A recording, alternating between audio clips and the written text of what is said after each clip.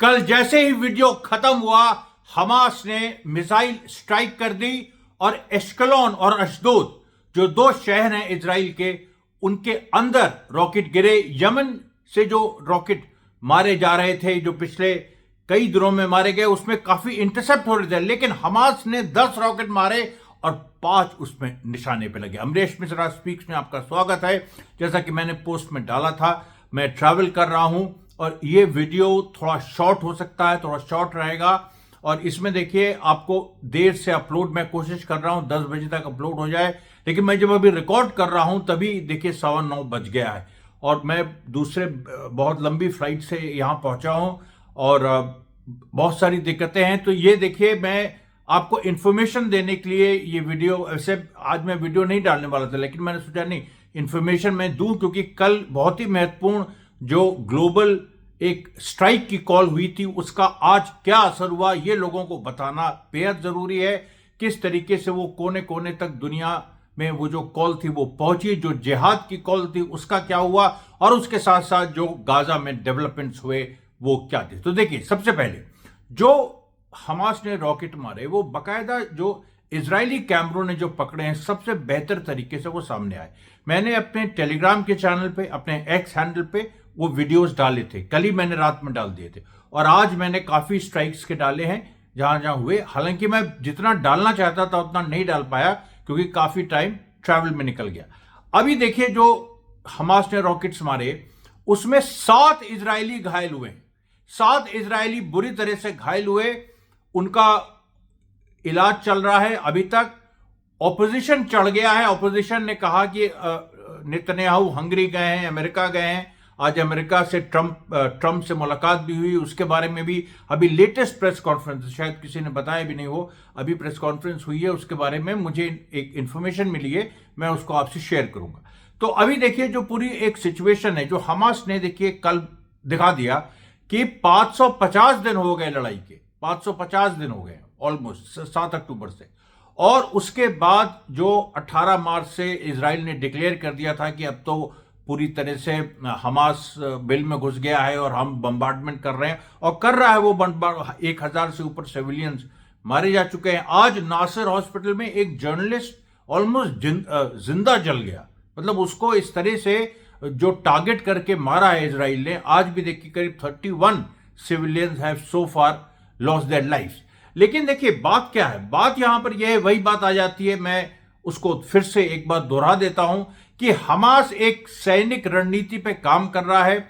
वो एक सामरिक खामोशी अख्तियार किए हुए है, लेकिन लंबी मार भी उसमें शामिल है। इसी खामोशी में मार भी शामिल है। 7 इजरायली घायल हुए, और जो वीडियो सामने आए उसमें पूरे की पूरी भगदड़ मच गई, पूरा का पूरा तितर बितर। आप देख सकते हैं कि ये जो दो शहर हैं, अशदोद और एश्कलोन, जो बहुत ही इंपॉर्टेंट शहर हैं और पोर्ट सिटीज हैं, इनमें पूरे एक अफरा तफरी मची थी। और जो रॉकेट गिरा है, उसमें जो ब्लास्ट हुआ है, वो ब्लास्ट बड़ा जबरदस्त था, वो देखने लायक था। मतलब उसमें ये किस लिए देखने लायक था, क्योंकि उसमें हमास की ताकत दिखाई पड़ी कि Hamas can strike when ever at its will, जब वो चाहेगा जहां स्ट्राइक करेगा। और हमास ने ये दिखा दिया, ये भी नहीं कि ईरान से स्ट्राइक हुआ है या यमन से स्ट्राइक हुआ है। और ये जो देखिए बात घूम फिर के आती है ईरान के बारे में, मैं आपको एक चीज बताऊं।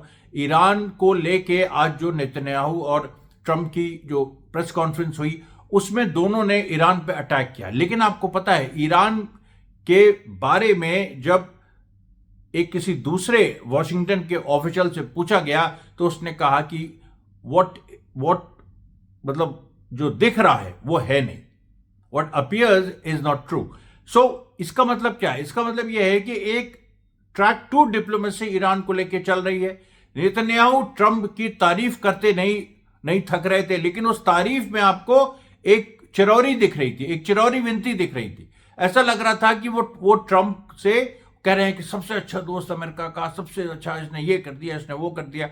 एक्चुअली ऐसा लग रहा था कि जैसे उनको कहा गया है कि ट्रंप की चिरौरी विनती करो, और वो पूरी तरह से ट्रंप के पैरों में जैसे गिरे थे, उसी तरह की स्थिति थी आज नेतन्याहू। मैंने ऐसा कभी नेतन्याहू को नहीं देखा है किसी के सामने, और वो चाहे वो कोई भी अमेरिकन प्रेसिडेंट हो। लेकिन ट्रंप ने कुछ ऐसी चीजें पकड़ ली नेतन्याहू की कि अब उसको घुमा रहे। जैसे इजराइल इजरायली एजेंसीज जो होती है मोसाद वगैरह, जो अमेरिकन पॉलिटिशियंस की चीजें पकड़ के उनको घुमाती है। तो उसी तरह की स्थिति देखिए ये नेतन्याहू की आज हमको देखने को मिली। और इमीडिएटली जब ट्रंप से जो प्रेस कॉन्फ्रेंस है, उसके बाद विटकॉफ से सीधे बातचीत हुई। विटकॉफ जो ट्रंप का एनवॉय है, और उसमें सबसे चौंका देने वाली बात आई कि विटकॉफ ने पहली बात कही कि नेतन्याहू तुम ह्यूमैनिटेरियन एड अलाउ करना शुरू करो। ह्यूमैनिटेरियन एड में ये देखिए एक बात होती है, और ह्यूमैनिटेरियन एड एक बार लागू होनी शुरू हो जाए तो उसके बाद इजराइल अपनी बमबारी नहीं कर सकता है। और ये चीज देखिए जो दिख रहा है वो नहीं है सच्चाई में। ये बात आज साबित हुई फिर से। और आपको बताएं, आपने मॉरिटेनिया का नाम सुना है? मॉरिटेनिया एक छोटा सा देश है वेस्ट अफ्रीका में, कोस्टल कंट्री है। 40 लाख लोग होंगे, 4.3 मिलियन। वहां पर नौकचौट उसका जो कैपिटल है, वहां पर आप सोचिए 40 लाख की पॉपुलेशन वाले देश में कम से कम 1 लाख लोग इकट्ठा हो गए। और वहां पर उसका वो इस्लामिक रिपब्लिक ऑफ मॉरिटेनिया है, और उसका एक बड़ा ग्लोरियस इतिहास है जो अरब और नॉर्थ अफ्रीका की हिस्ट्री है, उसमें उसका बहुत बहुत गौरवशाली इतिहास है। लेकिन उसमें देखिए मॉरिटेनिया में इतने लोग उभर के आ गए। आप ट्यूनीसिया में देखिए क्या हुआ। आज ट्यूनीसिया में पहला ट्यूनीसियन सिटीजन गाजा के कॉज के लिए शहीद हुआ, फरेद खालिद। वो कैसे हुआ?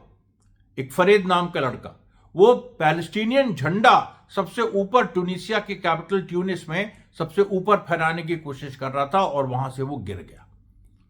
अब ये देखिए, ये जब लोग अपनी जान देने को तैयार है, जनता अपनी जान देने को तैयार है। आप दूसरी आप चीज देखिए, ट्यूनीसिया में जिन शहरों में हुआ है, सफैक्स नाम का शहर है ट्यूनीसिया में, उसका नाम आपने सुना है, नेब्यूल, कैरियन। इस तरीके के जो शहर हैं, इनमें आप वीडियोस में देखिए एकदम यंग महिलाएं, पूरा एकदम मतलब जैसे वेस्ट में महिलाएं हैं वैसे एकदम यंग महिलाएं निकल के वहां पर चैंट कर रही हैं जिहाद की। The most modern section of the Arab society, they want जिहाद। और आप देखिए मोरक्को आइए, मोरक्को में औद एक शहर है, उसके साथ फेज, कैसाब्लैंका, ये सारे जो शहर हैं इन सब में ये प्रदर्शन हुए, और इनमें जिहाद की डिमांड हुई कि जिहाद डिक्लेयर करो, हम लोग को लड़ने जाना है गाजा। अलेप्पो में, सीरिया में इस तरह की पूरी सिचुएशन हुई। इडलिब से लेके जो एलेप्पो यूनिवर्सिटी है वहां पर प्रदर्शन हुए, और वहां भी इस तरह की डिमांड की गई। उसके बाद आप देखिए अल्जीरिया के छोटे छोटे गांव में लोग निकल आए सड़क पे। लीबिया में लोग सड़क पे निकल आए। जो जनरल स्ट्राइक की बात थी, इस्तांबुल पूरा बंद रहा, वेस्ट बैंक तो पूरा बंद ही रहा। नाब्लेस, जेरिको, हीब्रॉन, जेनिन, तुलकरेम, सारा मतलब कोई काम नहीं हुआ। रमल्ला में बहुत बड़ा प्रदर्शन हुआ वेस्ट बैंक में, जिसको पैलेस्टीनियन अथॉरिटी ने क्रैकडाउन करने की कोशिश की, कुछ लोगों को गिरफ्तार करने की कोशिश की, जिसमें वो पूरी तरह से विफल रहा। और आप ये सोचिए कि जो खौफ जो अरब के हुक्मरान है, उनको जो खौफ है वो आज व्यक्त हुआ जब एक इजिप्ट की एक संस्था ने यह कहा कि भाई जिहाद का जो कॉल्स आ रही हैं, आप अपने रूलर्स को डिसोबे नहीं कर सकते हैं, ये भी सही नहीं है, रूलर्स को डिसोबे नहीं करिए। अरे यार, रूलर्स को कौन डिसोबे कर रहा है? वो ये कह रहे हैं कि रूलर्स अपना धर्म निभाएं, रूलर्स को उनका धर्म याद दिला रहे हैं। और जो इस तरह की जो कुछ सेमिनरीज हैं, ये जो स्टेटमेंट इशू कर रही हैं, आप सोचिए अरब हुक्मरान कितना डरे हुए हैं, सऊदी अरेबिया कितना डरा हुआ है कि वो अपने रिलीजियस फोर्सेस से बयान इशू करवा रहे हैं कि जिहाद ऐसे ये समय में हो सकता, उस समय में नहीं हो सकता। देखिए, जनता ये सब नहीं देखी। मैंने कल जो वीडियो रिलीज किया था उसका टाइटल था जनता का फतवा, जनता का जिहाद। अब ये जनता का फतवा, जनता का जिहाद है, इसमें आप कुछ भी कर लीजिए, ये मौलवियों की नहीं सुनेगा, ये उलेमाओं की नहीं सुनेगा। ये एक, अगर वो मुस्लिम है और उसको कुरान, उसका रिलीजन मुस्लिम है और कुरान पे वो आधारित है, तो वो उसको जिहाद एक ही मतलब जनता को समझ में आता है जिहाद, कि जिहाद मतलब ना इंसाफी के खिलाफ लड़ाई और आज़ादी के लिए लड़ाई। और इस समय जो गाजा में हो रहा है उससे बड़ी ना इंसाफी ह्यूमन हिस्ट्री में नहीं हुई है। ह्यूमन हिस्ट्री में इस तरीके की कभी नहीं हुई है कि इतना ज़्यादा दुनिया टेक्नोलॉजिकली एडवांस हो गई है और उसके बाद बच्चों का कत्लेआम हो रहा है, बूढ़ों का कत्लेआम हो रहा है, पूरे के पूरे समाज वाइप आउट किए जा रहे हैं। इस तरह की जो चीज़ है, देखिए, ये जिहाद को ये एक मुस्लिम वर्ल्ड का बच्चा बच्चा इसको समझ रहा है। नाइजीरिया में बताइए, जहां पर 50% क्रिश्चियन 50% मुस्लिम, लेगोस जो उसकी राजधानी है जाम हो गई, लेगोस का बड़ा हिस्सा बंद रहा, क्रिश्चियन दुकानें भी बंद रही। उसके बाद केनिया आप देख लीजिए, ऐसे ऐसे देश हैं जिनमें कोई विश्वास नहीं कर सकता। साउथ अफ्रीका तो चलिए ठीक है, साउथ अफ्रीका में बड़ा आज बंद रहा। फिर आइए पाकिस्तान बांग्लादेश में बड़े बड़े प्रदर्शन हुए और काफी जो एरियाज हैं वो बंद रहे।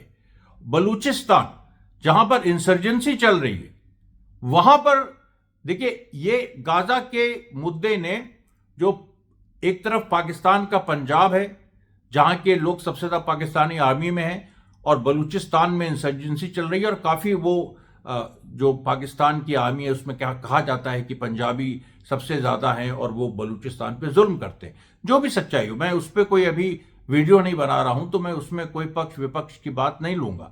लेकिन बलूचिस्तान और पाकिस्तान पंजाब, ये दोनों में अगर एक लड़ाई है भी, तो गाजा के मुद्दे पे दोनों यूनाइट हो गए। अब आप देखिए, अफगानिस्तान, उज्बेकिस्तान, तजिकिस्तान, मैंने कल जो आपको नाम लिए थे, वहां वहां इस तरीके के बड़े बड़े स्ट्राइक्स हुए हैं, दुकानें बंद रही हैं। और आप देखिए, जो मैंने छोटे छोटे जो शहर बताए, टूनिसिया के, मोरक्को के, उसके बाद अल्जीरिया के, और फिर आप देखिए तो इधर आप आइए तो इवन लेबनान में ऐसी ऐसी जगह जो क्रिश्चियन डोमिनेटेड है। सीडोन के पास ही एक इलाका क्रिश्चियन डोमिनेटेड, वहां स्ट्राइक हो गई, पूरी तरह से स्ट्राइक रही। ड्रूज जिनको इजराइल पूरी तरह से अपना सहयोगी बनाने पर तुला हुआ है, वहां पर ड्रूज एरियाज में स्ट्राइक रही। लेबनान में, सीरिया में पूरी एक जो सिचुएशन है वो जस की तस बनी हुई है। एचटीएस गायब है सीन से। लोग कह रहे हैं कि पर्दे के पीछे डील वगैरह कर रहा है, वो करे, लेकिन पॉलिटिकल सीन से वो गायब है। और पॉलिटिकल सीन में डोमिनेंट क्या है? गाजा डोमिनेंट है। गाजा और पैलेस्टीनियन रेजिस्टेंस और इजराइल के खिलाफ कैसे युद्ध सीरिया में भी छेड़ा जाए, ये डोमिनेंट नैरेटिव बन गया है। ईरान ने देखिए क्या किया है। ईरान ने बहुत ही समझदारी से उसने इराक की जो मिलिशियाज हैं उनको इस तरह से सजाया हुआ है। अमेरिका की तरफ से आज बयान आया, अमेरिका ने कहा कि अगर हम ईरान पे हमला करेंगे तो इराक हमको रिटेलिएट कर सकता है। यानी इराक से अमेरिकन जो बेसेस हैं, जो पूरा इराक के पास, इराक में भी है, सीरिया में भी हैं, जॉर्डन में भी हैं, और सऊदी अरेबिया, कुवैत, सब। क्योंकि इराकी रेजिस्टेंस ने, जब ये लड़ाई हो रही थी, जब ये 15 महीने लड़ाई चली, जो अल-अक्सा फ्लड 7 अक्टूबर के बाद, उसमें इराकी रेजिस्टेंस ने काफी मारा। और उसने इजराइल में, आपको याद होगा, यमन और इराकी रेजिस्टेंस ने कोऑर्डिनेट करके रॉकेट पे रॉकेट मारे थे। तो अमेरिका को डर यह है कि इराकी रेजिस्टेंस उसको मारेगा। और इसकी वजह से आज जो ट्रंप और नेतन्याहू की प्रेस कॉन्फ्रेंस थी, उसमें ईरान का ईरान का इशू डिस्कस होने वाला था, लेकिन उसमें केवल इस तरह की बातें करके कि Iran will have to comply, if it doesn't comply, वही बातें पुरानी, मतलब कोई उसमें नई बात कहीं भी सामने नहीं आई। प्रेसिडेंट ट्रंप ने कोई कमिटमेंट नहीं किया कि हम, उनसे पूछा भी गया कि ईरान पे आप इतना बोल रहे हैं, कुछ आपका कमिटमेंट है क्या, कुछ अटैक करने का कुछ इंटेंशन है क्या? इस पे उन्होंने कहा कि अभी भी हम शांति चाहते हैं, हम ये चाहते हैं, हम वो चाहते हैं। अच्छा, लोग ये कह सकते हैं कि भाई ये तो इनका तरीका है, शांति की बात करते करते ये मिसाइल मार देते हैं। लेकिन भाई आप ये बताओ कि इस पूरी सिचुएशन में जब ट्रंप अपने बातों से हर दिन बदल रहा है और वो जो कहता है उसका ठीक उल्टा उसी के अधिकारी करते हैं। विटकॉफ की मीटिंग नेतन्याहू से, एक विटकॉफ हमलावर था, ट्रंप के सामने नेतन्याहू कुछ बोला ही नहीं, सिवाय उसकी क्या कहते हैं उसको, जो एक एक कसीदे पढ़ने के अलावा ट्रंप ने कुछ किया ही नहीं। अरे मतलब इसने, सॉरी, नेतन्याहू ने कुछ किया ही नहीं, यही बस होता रहा पूरे समय। तो आप बिटवीन द लाइंस इसको देखिए, बिटवीन द लाइंस क्या मैसेज जा रहा है। उसके बाद आप देखिए लेबनान से, मैंने बताया था लेबनान में एक कंसोलिडेशन हो रहा है हिजबुल्लाह के चारों तरफ। सीरिया की जो पूरी एक सिचुएशन है, अरब दुनिया घबराई हुई है कि उनके खिलाफ जिहाद ना हो जाए। चप्पे चप्पे पे, गांव गांव, शहर शहर, इन सब पे देखिए ये सारी इंफॉर्मेशन। लोग कहते हैं कि आपके सोर्स क्या, आपकी इंफॉर्मेशन क्या। भाई मुझे भी 15 महीने हो गए वीडियो बनाते हुए, मैंने हर बार अपनी इंफॉर्मेशन, अपना सोर्स दिया है, मेरे वीडियोस में लिखा है। जो रेजिस्टेंस की जो अरबिक वेबसाइट्स हैं, जो रेजिस्टेंस की, अच्छा कुछ चीजें मुझे पर्सनल आती हैं, सही बात है, वो मेल से आती है, वो इससे आती है, और जो खास तौर पे हिब्रू लैंग्वेज में जो छपा है। अब जैसे हिब्रू लैंग्वेज में आज हिब्रू वेबसाइट्स ने एबिगोर लीबरमैन का छापा, उन्होंने कहा कि कुछ नहीं, ये नेतन्याहू जो भी कर रहा है, वो इतना बड़ा ऑपोजिशन लीडर है, उसने कहा ये जो भी नेतन्याहू कर रहा है इसका कोई मतलब नहीं। जो यार लैपिड, उसने जब हमास ने कल मारा, जब रॉकेट्स की मार की, तो उसने भी कहा, उसने कहा कि वो तो जब उस समय मतलब कल जैसे नेतन्याहू हंगरी में था तो वहां डैन्यूब रिवर है, तो उसने कहा कि वो डैन्यूब रिवर पे क्रूज कर रहे हैं नेतन्याहू, और यहां पर युद्ध के 550 दिन बाद भी जिसको हमने हरा दिया था हमास, वो अभी तक रॉकेट मार रहा है और हमारे लोग घायल हो रहे हैं, गिर पड़ रहे हैं। हमारी पूरी एक जो जिंदगी है वो अस्त व्यस्त हो जा रही है। अब ये बात यार लैपिड ने कही। उसके बाद देखिए नफ्तली बेनेट जो कि एक्स प्राइम मिनिस्टर इजराइल के रहे हैं, उनकी तरफ से बयान आया। उन्होंने कहा मेरा सिक्योरिटी कवर नेतन्याहू ने हटा दिया था, और वो इसलिए हटा दिया था क्योंकि मैं कुछ ऐसे राज जानता था 7 अक्टूबर के बारे में कि नेतन्याहू उस दिन क्या कर रहे थे, और इन्होंने ठीक से, इनकी आर्मी ने, इनकी फोर्सेस ने ठीक से रिस्पॉन्ड नहीं किया। ये सारी बातें नफ्तली बेनेट ने कही। मतलब आप इतना सब होने के बाद, और जो पूरी ग्लोबल स्ट्राइक है, ग्लोबल स्ट्राइक, अच्छा इजराइल के अंदर आप देखिए कम से कम आज 17 प्रदर्शन हुए। आज ही 17 प्रदर्शन क्यों हुए? आज ही जो भी थोड़ी बहुत लेफ्ट फोर्सेस है वहां, वो सड़क पे क्यों आई? आज ही, जब ग्लोबल स्ट्राइक फॉर गाजा की कॉल दी गई। उसके बाद इंग्लैंड में आप देखिए, मैनचेस्टर में पुलिस के साथ भिड़ंत हुई, फ्रांस में पेरिस में पुलिस के साथ भिड़ंत हुई, जर्मनी में बर्लिन में पुलिस के साथ भिड़ंत हुई। मैं बोलता चला जा सकता हूं। इटली में, वेनिस में और रोम में पुलिस के साथ भिड़ंत हुई। रोम में जो कुछ कैथोलिक प्रीस्ट थे वो सड़क पे निकल आए, उनकी पुलिस से भिड़ंत हो गई। फ्रांस में स्टूडेंट्स आ गए, उनकी पत्थरबाजी लंबी चली, और ये फ्रेंच स्टूडेंट्स थे, वहां पर रहने वाले अल्जीरियन या अरब स्टूडेंट जो कि बड़ी संख्या में ये पेरिस में, वो नहीं थे। ये पेरिस में, लियोन्स में, अब देखिए ये मतलब सॉरी फ्रांस में लियोन्स जो कि एक तरह का टियर 2 सिटी है, वहां पर भी इस तरीके के ये प्रदर्शन हुए। वहां पर भी 2-2 हाथ पुलिस के साथ हुई। उसके बाद चेकोस्लोवाकिया में, जो प्रा में डेमोन्स्ट्रेशन हुआ, पोलैंड में डेमोन्स्ट्रेशन हुआ, इसी तरीके से रोमेनिया में हुआ, हंगरी में हुआ। ये हंगरी में तो नेतन्याहू थे कल, तब उसी समय प्रदर्शन हो रहा था। ऑस्ट्रिया जो कि बहुत ज्यादा इजराइल के करीब माना जाता है, ऑस्ट्रिया में देखिए।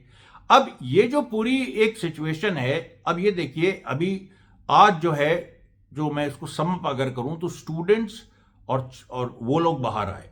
Next is the working class. जब वर्किंग क्लास यूरोप का और दुनिया का स्ट्राइक करेगा, और वो देखिए एक ऐसा मौका रहेगा, 1 मई डे आ रहा है, वो वर्कर्स का दिन होता है, उस दिन बड़ा इनिशिएटिव होने वाला है। उसके अलावा एक बात आज मोहर लग गई, क्योंकि देखिए नाबलस के एक आदमी ने बड़ी इंपॉर्टेंट बात कही। उसने कहा हम लोग अरब कंट्रीज को ब्लेम करते हैं, लेकिन हम लोग भी, यानी वेस्ट बैंक के लोग भी, जिस तरीके से उनको खुल के आना चाहिए था और लड़ाई करनी चाहिए थी, अभी हम लोग नहीं आ पा रहे हैं। और उसकी वजह इजराइल ने जैसे बांट के रखा हुआ है, इजराइल ने बहुत ही बड़ा मिलिट्री प्रेशर जो कभी नहीं था वेस्ट बैंक में फर्स्ट या सेकंड इंतिफादा के समय, वो उसने बना के रखा हुआ है। लेकिन फिर भी इस आदमी का कहना था कि हम लोगों को और ज्यादा अपने एफर्ट्स करने चाहिए और बड़ा जन आंदोलन वेस्ट बैंक में खड़ा करना चाहिए। और जो हो रहा है वो तो हो ही रहा है, जो आर्म्ड रेजिस्टेंस चल रहा है वेस्ट बैंक में, लेकिन उसके साथ जनता को और बड़ी संख्या में आना चाहिए। जबकि मैं आपको बता रहा हूं कि कितनी बड़ी संख्या में जनता निकल रही है। ये देखिए पूरी एक सिचुएशन थी, ये आज की खबर। और ये मैंने आपसे कहा था ये वीडियो शॉर्ट होगा, लेकिन उतना भी शॉर्ट नहीं होगा कि इसमें आपको सारी बातें नहीं पता लगेंगी। इसमें आपको देखिए हमने मुख्य बातें बता दी। बाकी फ्रंट्स पे, यूक्रेन और रशिया के फ्रंट पे वही स्थिति है। रशिया निरंतर जीत की तरफ बढ़ रहा है और यूरोप जो यूक्रेन को सपोर्ट कर रहे थे वो निरंतर पीछे हट रहे हैं। ईरान के साथ अब देखिए तो अब जब पाकिस्तान, अच्छा आज एक चीज तो मैं बताना भूल गया, पाकिस्तान बांग्लादेश में ईरान के पक्ष में नारे लगे। अब ये एक नई चीज है, ये कभी नहीं हुआ है। और ये जो एक चीज है, इससे देखिए क्या है कि साउथ एशिया में एक माहौल बन रहा है। कल हमारी मंगल पांडे शहादत दिवस है बाराबंकी में, और वहां पर हम भी देखिए पहली बार भारत में एक राजनीतिक मंच से हम इस सवाल को उठाएंगे, हम 1857 को जोड़ेंगे। और ये देखिए एक बड़ी पहल होने जा रही है। तो कल का भी जो वीडियो है वो थोड़ा शॉर्ट शायद आएगा, देर से भी आ सकता है या हो सकता है कि जल्दी भी आ जाए, वो डिपेंड करता है कल की सिचुएशन पे। लेकिन कल जो मैं स्पीच दूंगा वो मैं जरूर आपके बीच, वो मैं रिकॉर्डेड रखूंगा, लाइव उसको नहीं करूंगा, रिकॉर्ड करके फिर उसके अंश हम आपको कल कोशिश करेंगे दिनी में उसको हम जारी कर दें, नहीं तो हम उसको मतलब परसों जो है वो जारी करें। और क्योंकि मेरा कार्यक्रम जो है वो देखिए अभी 8 अप्रैल से लेके पूरे 12 तक है, 12 तारीख तक यूपी में, तो थोड़ा बीच में वीडियोस में थोड़ा सा इशू आ सकता है, लेकिन हम आपको खबरें लगातार पहुंचाते रहेंगे। टेलीग्राम और हमारे एक्स हैंडल पे और हमारी वेबसाइट पे भी आप बराबर नजर बनाए रखिए। कल तक के लिए धन्यवाद साथियों, बहुत बहुत।